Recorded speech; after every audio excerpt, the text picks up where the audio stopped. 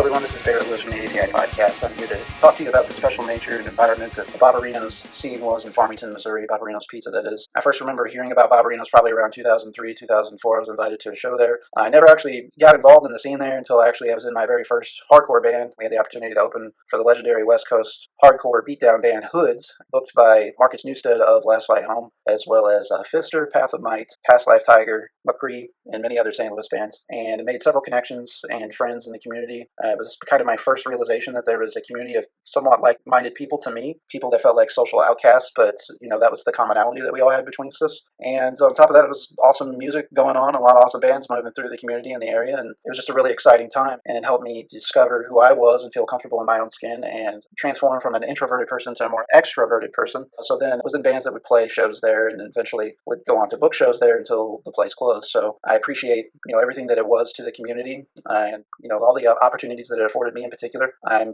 of the firm belief that I wouldn't be here today doing an ATI podcast. I wouldn't have the friends and the family that I do if it weren't for some of the skills that I built and developed and was able to discover myself and be accepted what was going on in the music scene at Bob-A-Rino's in particular. And there was many people ahead of me in my time there without question, and people like the Zach Weisses and Joey Farrells of the world were people that all of us younger guys looked to and would emulate and go on to try and do some similar things and keep the spirit in the community going. So if nothing else, I feel like celebrating that time and looking back on it, even if you aren't familiar with it or weren't involved in the community at all, is important so that maybe future generations and kids can realize that this is something that they can go on to do themselves and just generate a lot of positivity out there, create a positive environment for community. What's better than music?